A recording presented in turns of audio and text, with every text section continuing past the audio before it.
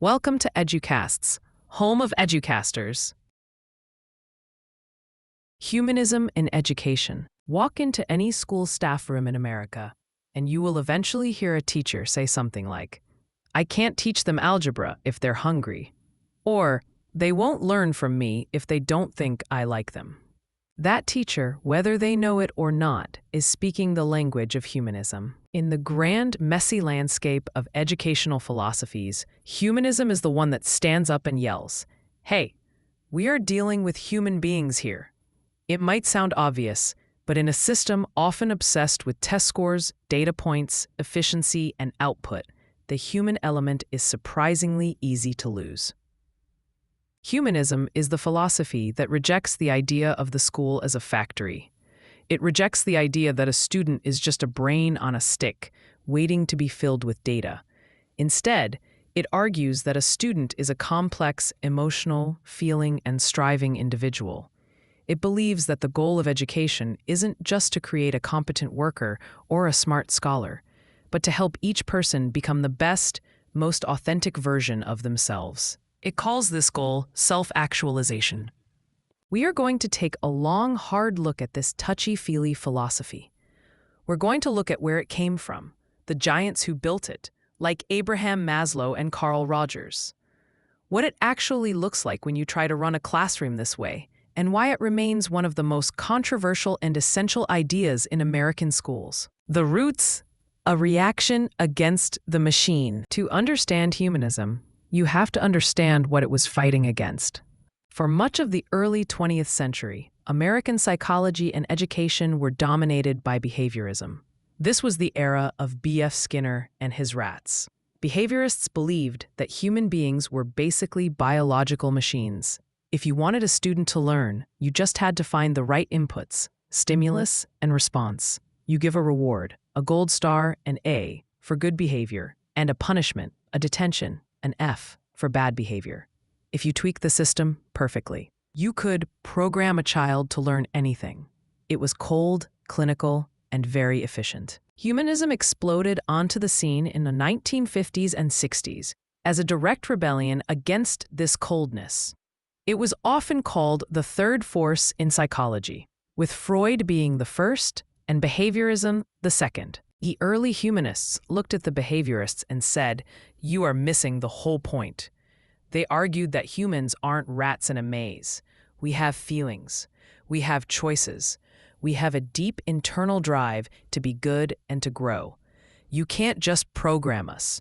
You have to nurture us. While the roots of this idea go all the way back to the Renaissance and thinkers like Rousseau, who believed children should grow naturally like flowers, the modern version was really an American invention. It was born in a time of cultural revolution, when people were questioning authority, fighting for civil rights, and looking for more personal meaning in their lives.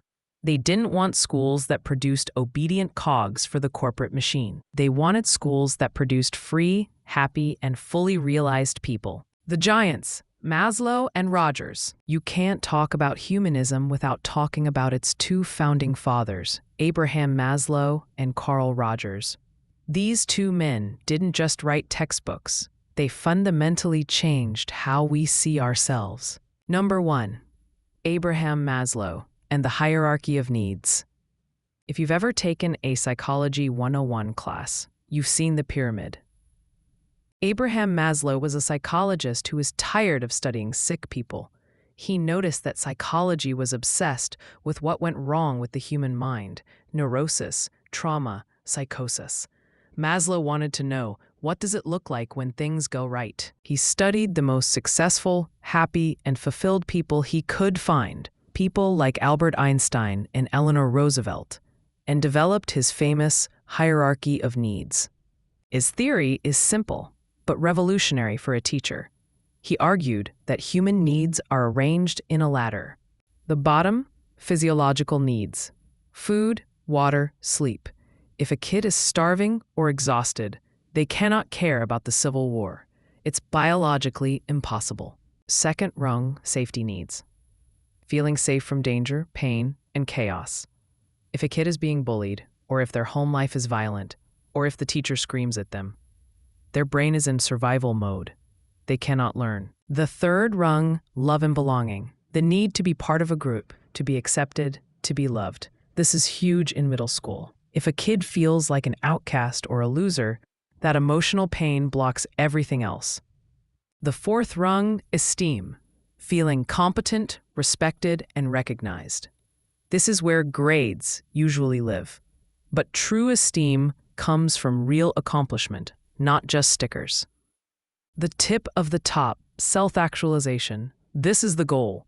This is the desire to become everything that one is capable of becoming. It's the drive to create, to understand, to solve problems, and to act with morality. For a humanist educator, this pyramid is the Bible. It tells you exactly what your job is. You can't just walk in and start teaching at the self-actualization level, math, poetry, physics, if the bottom levels aren't met. You have to feed them, free lunch programs, keep them safe, anti-bullying rules, and make them feel welcome, community building. Only then does the brain unlock for learning. Number 2, Carl Rogers, the teacher as facilitator. While Maslow gave us the map, Carl Rogers gave us the method. Rogers was a therapist, not a teacher, but his ideas about client-centered therapy were easily translated into student-centered learning. Rogers believed that every person has an innate, natural ability to learn and grow, just like a potato in a cellar will try to grow shoots toward the light. You don't have to force a child to learn. You just have to stop blocking them. He hated the word teacher. He felt it implied someone who stands in front and teaches, instructs. He preferred the term facilitator. According to Rogers, a facilitator needs 3 core conditions to make a classroom work. Realness, genuineness. The teacher can't be a fake authority figure hiding behind a desk and a title. They have to be a real person with feelings and flaws. They have to be authentic. If you are angry, you admit it. If you don't know the answer, you say, "I don't know, let's look it up." Acceptance. Unconditional positive regard. This is the hardest one. It means you have to care about the student no matter what. Even if they fail the test, even if they act out, even if they are lazy, you value them as a human being. You trust them. You don't judge their worth based on their performance. Empathy. You have to be able to stand in the student's shoes. When a student is acting out, you don't say, "Stop that." You ask, "You seem really frustrated right now. What's going on?" You listen to understand, not to correct. Rogers argued that if you provide these conditions, students will naturally choose to learn. They will become self-directed, creative, and responsible. What does a humanistic classroom actually look like? So, how does this fluffy-sounding stuff translate to a Tuesday morning in 5th grade? A humanistic classroom looks and feels very different from a traditional one. Number 1, the atmosphere is safe. The first thing you notice is the vibe. It's not stiff or silent. It's relaxed. The teacher might be sitting on the floor with the kids or moving around, not stuck at the front. There is a huge emphasis on building a community. You'll see morning meetings where kids sit in a circle and share how they are feeling. You'll see conflict resolution corners where kids work out their own arguments. The emotional temperature of the room is constantly monitored. The teacher is checking in. Are we okay? Are we ready to learn? Number 2, student choice is everything. Humanists believe that you only really learn what you want to learn. Forced learning is temporary and useless. So, the curriculum is wide open. Instead of "everyone read this book," the teacher says, "Pick a book that speaks to you." Instead of "everyone write an essay," the teacher says, "Show me you understand this concept. You can write a song, build a model, make a video, or write a story." Students often help write the rules of the classroom. They might even help design the tests or the grading scale. The goal is to give them ownership and autonomy. Number 3, no Fs and maybe no As. Humanists hate traditional grades. They believe grades are external bribes, like the behaviorists' food pellets, that destroy the natural love of learning. Grades make kids work for the A, not for the knowledge. In a pure humanistic classroom, evaluation is self-evaluation. The teacher asks the student, "How do you think you did? What are you proud of? What do you want to do better next time?